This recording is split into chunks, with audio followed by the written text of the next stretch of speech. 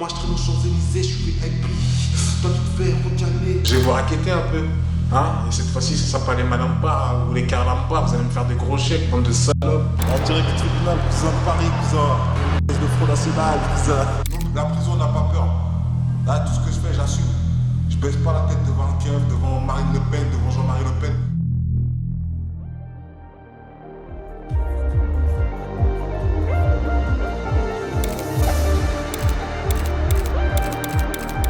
Poto, je crois pas que c'est une Clio, poto. Hein? Calme-toi, garçon. Hein, garçon? C'est pas une Clio. Tu vois ou pas? Il y a même le 3 au grand.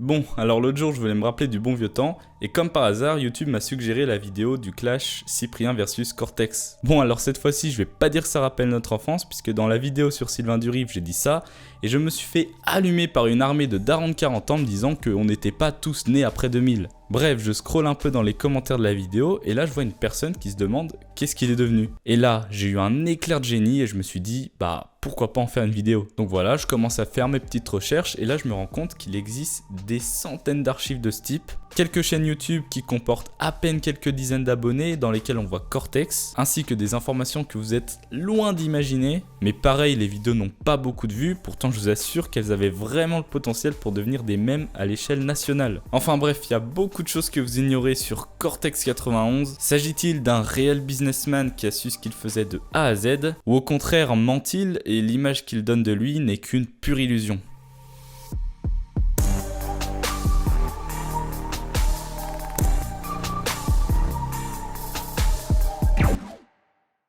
Cortex 91, de son vrai nom Sébastien Gozlin, est né le 21 août 1981 et est originaire d'Evry, et plus précisément de la cité des Pyramides, d'où son blaze. C'est Cortex 91, les pyramides. Il a donc actuellement 40 ans. Ouais, c'est qu'il a pris un sacré coup de vieux notre Cortex. Et d'après Le Point, Cortex est un rappeur. Et si je vous dis Cortex, vous pensez très certainement au célèbre clash avec Cyprien, mais il y a pas mal de choses à savoir sur lui avant tout ça. Revenons en 2006. Même s'il débute le rap dans les années 90, c'est en 2006 qu'il réalise son premier album, The Destructeur. L'album aurait été commercialisé dans la Fnac d'Evry par Alien Prod, une société de production. Puis en 2008, il sort un nouvel album nommé Projet Gore. Voyant que son succès n'était pas au rendez-vous, il en sort encore deux autres en 2010 et 2011, mais ce n'est pas encore ici qu'il fera parler de lui. Et le génie de Cortex se révèle enfin la même année, car c'est à ce moment précis qu'il va débuter les clashs. Et qu'on le veuille ou non, le bougre a réussi son coup. En clashant tous les plus grands youtubeurs de l'époque, à savoir Cyprien, Norman, Natou ou encore Seb, qui n'était encore qu'un adolescent, il a réussi à attirer toute l'attention autour de lui. Voyant son buzz grandir, il a eu le flair de lancer sa marque de vêtements, le Gangster de Tess. Et il a eu raison, car il a eu le droit à une pub gratuite dans la réponse de Cyprien, qui cumule aujourd'hui quasiment 50 millions de vues. Mais ben tiens, tu dis avoir créé ta marque de vêtements, mais coller une feuille sur un t-shirt n'est pas suffisant. Il aurait même sorti un parfum au nom de G2T Luxe, mais il n'y a aucune réelle preuve qu'il ait été commercialisé. On a juste une vidéo de lui avec Morsaille présentant un flacon, mais qui nous dit pas qu'il l'a acheté à Carrefour 5 minutes avant le tournage. Eh cousin, on dort pas, regarde Cortex il a sorti son nouveau parfum et il sent super bon. Grâce à ça on va faire encore plus de notes, j'ai 49, on en sert déjà trop. Eh. Il y a des commandes de partout, jusqu'en Chine, les Chinois ils en veulent. Mais sinon, penser que la carrière de Cortex n'est finalement qu'un long fleuve tranquille, c'est bien se tromper. Car effectivement, comme beaucoup de personnes le savent, il a eu des problèmes avec la justice. Premièrement, il a été attaqué pour avoir insulté la police et l'ancien ministre de l'Intérieur, Brice Hortefeux, de, je cite, gros pédé, fils de pute et de gros poivreau dans l'un de ses sons. Et il s'est défendu en disant que pour lui, dire gros pédé, c'était comme dire gros connard. Oui, il a pas trouvé mieux comme explication. Et lors du procès, l'avocat de Cortex a dit qu'il trouvait cela injuste qu'il ait des problèmes pour si peu, alors que l'ancien ministre de l'Intérieur pouvait insulter les Maghrébins à sa guise sans aucune poursuite. Et qu'il fallait que la procureure tienne compte du fait que le langage utilisé dans ses sons était typique de cité et qu'il fallait comprendre cela, c'était dans son éducation. Oui, Même son avocat y trouve des excuses un peu bidons. Mais évidemment, tout cela n'a pas convaincu la procureure et elle demandera une amende de 1000 € à Cortex. Mais les problèmes sont loin d'être terminés pour Cortex puisqu'il va devoir comparaître une nouvelle fois au tribunal la même année, mais cette fois-ci pour une autre affaire d'injure, cette fois-ci envers Marine Le Pen. Il l'a insulté violemment dans un de ses sons à cause d'affiches sur lesquelles on voyait des femmes à burqa avec des lance-roquettes. Et il s'est d'ailleurs exprimé sur le sujet en parlant aux médias directement à la sortie du tribunal. Le Jacques Messrine du rap français, c'est moi. Je regrette rien, je regrette pas, moi j'assume ce que je dis. Envers Marine Le Pen, toi qu'elle se calmera pas, moi je me calmerai pas non plus. Quand elle dit anti-islamique, tout ça, moi je suis un musulman, c'est pas parce que je suis musulman que je suis terroriste.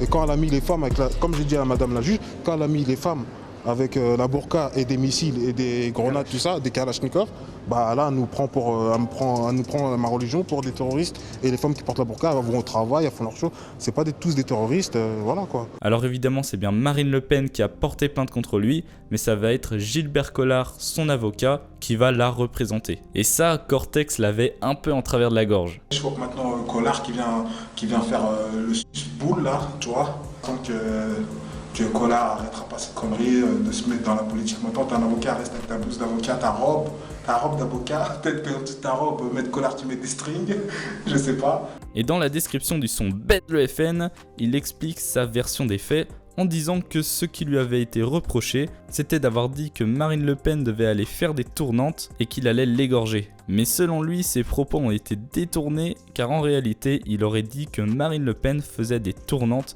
pour récupérer des votes aux élections. Et c'est pour cette raison que le juge a classé cette affaire sans suite, mais l'avocat de Marine Le Pen, Gilbert Collard, aurait considéré sa cliente comme femme comme les autres. Le tribunal l'a donc condamné au nom d'une généralité faite sur le respect des femmes et non sur le respect du Front National. Il est inacceptable qu'on puisse se permettre de traiter une femme de pute, de lui dire qu'elle doit aller faire des pipes dans les tournantes, dans les caves, avec tout un vocabulaire qui rappelle les difficultés terribles des cités.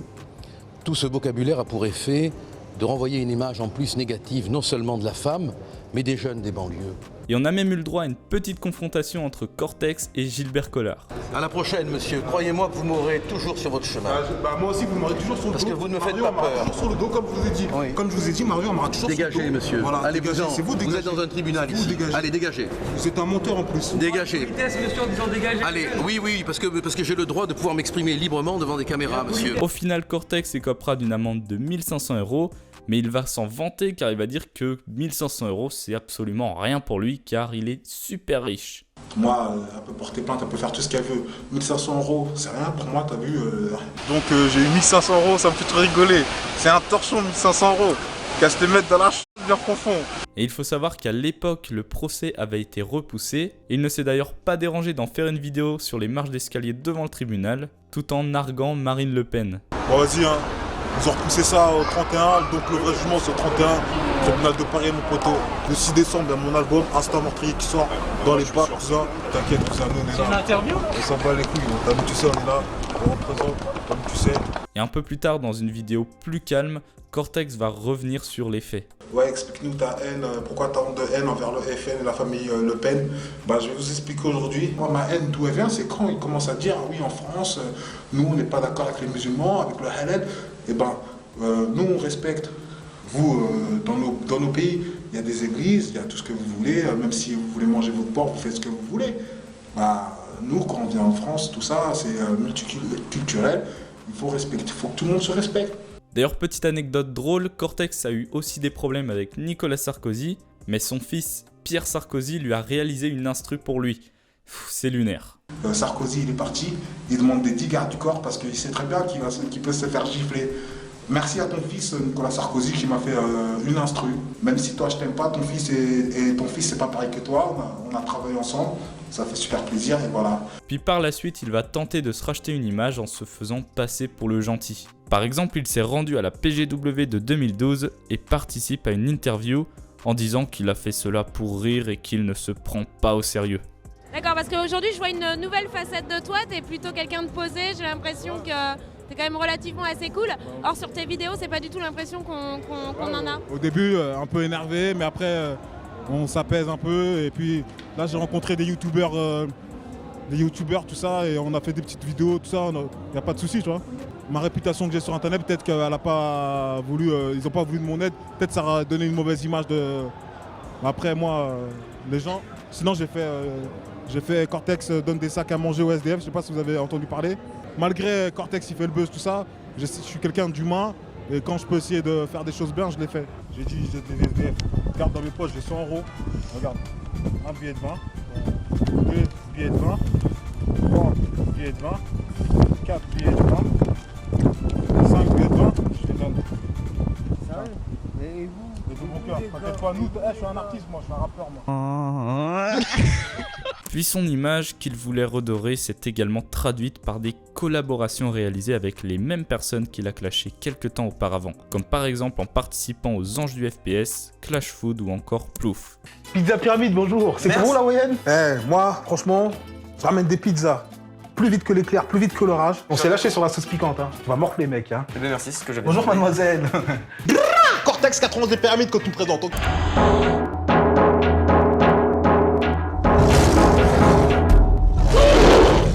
Attendez, on est d'accord que ça, aujourd'hui sur YouTube, premier degré, ça passerait plus.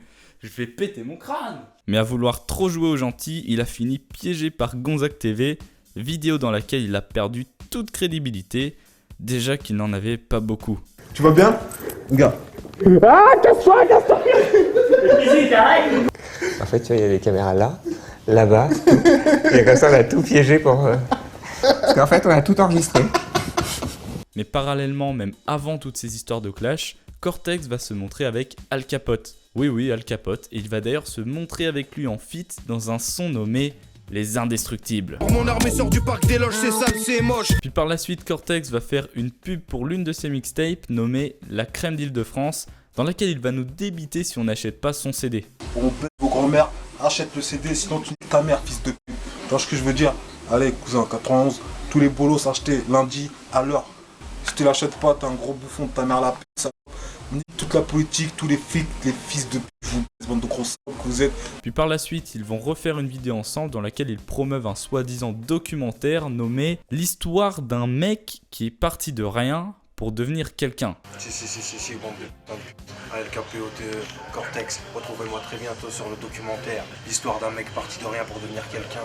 Un légendaire documentaire qui va sortir durant 2013, pour 2013, ça fait super plaisir. Il devait apparemment sortir en 2013, mais en cherchant sur internet, on n'a aucune trace de ce fameux documentaire. Puis Cortex l'invitera également dans son émission Les Chroniques de Cortex. D'ailleurs, le jingle de cette émission, mais c'est une masterclass, il me fume sérieux. Les Chroniques de Cortex, une émission 100% animée par Cortex. Et donc il a fait une chaîne YouTube exprès pour ce concept, qui est grosso modo une série d'interviews de différents artistes, ou encore des critiques de films. Et la particularité de cette émission, c'est que pour la première fois, nous allons voir un Cortex calme, sérieux, ce qui peut nous montrer que Cortex est très probablement l'un des plus gros trolls de France. Mais quand je vous dis qu'on le voit sérieux, il nous a carrément fait un exposé, le bug. Donc comme vous le voyez, j'ai le dossier de presse de la vraie vie des profs. Donc voilà, j'étais convié à faire une critique presse, les chroniques de Cortex. Je ne veux pas en dire beaucoup sur l'histoire parce que sinon après il faut que vous la voyez, mais l'histoire est fort sympathique. En plus il y a une bonne originale, vraiment super, avec Faf, Larage et Elio. Franchement c'est du bon son, c'est du bon single, donc voilà. Celle-là, elle est bien. Mais 2 ans plus tard, en 2015, Cortex revient avec un projet de télé-réalité se déroulant à New York, nommé Dra Cortex Show. Donc comme vous l'avez bien compris, je suis de retour, mais cette fois-ci, grosse production, Cortex qui débarque à New York, je suis à la conquête de New York. Tous ceux qui m'avaient demandé, Cortex, c'est quand tu nous fais une télé-réalité, et ben votre rêve il s'est réalisé, la clochette, elle a fait ding ding. Alors on pourrait se dire que pendant ces 2 années, il a fait un truc qui valait le coup, il a signé des contrats avec des grosses chaînes de télé, il a investi dans du matos, une équipe de prod. Bah non, ça a été diffusé déjà sur YouTube, sur sa chaîne, mais également ça a été filmé tout le long au téléphone, une pression dégueulasse. Et puis bon, il s'agira plus finalement d'une série de vlogs qu'autre chose. Mais bon, on est habitué, c'est Cortex. Comment? Je peux quoi? D'un ton? Pourquoi? Il n'y a pas de ton, on n'est pas à la mer, madame. Mais qu'est-ce qu'il me raconte là, ce fils de pute? Non, comment on dit non comprendre? Mais. Eh.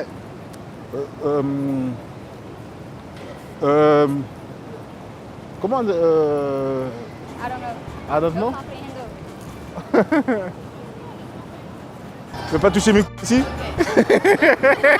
Moi, ça porte de l'argent, moi, quand on touche mes couilles, moi. Touche me, moi aussi, touche me. Bon, quand je dis qu'il est revenu en force en 2015, je dis ça comme si tout le monde en avait entendu parler, alors que ce n'est très probablement pas le cas pour vous. Le premier épisode a fait 80 000 vues et les suivants peinaient à dépasser les 20 000. Et de 2015 à aujourd'hui, Cortex enchaîne les vidéos les plus inutiles les unes que les autres, comme Cortex commande à manger en anglais dans un fast-food à Los Angeles, Cortex recherche la villa de sa cougar à Beverly Hills, Cortex astuce pour prendre un caddie Carrefour, ou encore Cortex répond à Young Thug.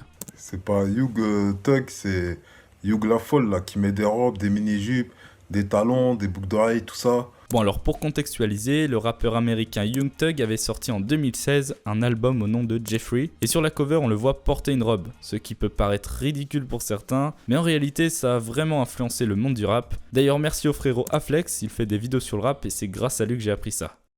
Bon, depuis le début, je fais que de dire qu'il beat, que ce soit ses sons, sa télé-réalité, et le seul buzz qu'il a fait, c'est en insultant les autres. Donc comment se fait-il qu'il a l'air de mener une vie de riche? Effectivement, on le voit souvent avec des habits de luxe, des Rolex, aller aux States, à des grosses soirées, etc. Eh bien c'est parfait, car Cortex nous a fait une vidéo justement en expliquant comment il est devenu millionnaire. Je vais un peu vous expliquer comment que ça s'est passé, comment je suis devenu millionnaire. Donc je vais vous dire la vérité, un jour je rentre. Maintenant, dans ma boîte aux lettres, je vois quoi? J'avais les clés pour ouvrir les boîtes aux lettres. Maintenant, je vois quoi? Je vois un chèque de 1,5 million d'euros, mais il n'y avait pas de nom. J'ai été voir un banquier, j'ai dit, monsieur, nana, je vous donne de l'argent, mais est-ce que ça vaut quelque chose? Il m'a dit, ouais, ça vaut de l'argent.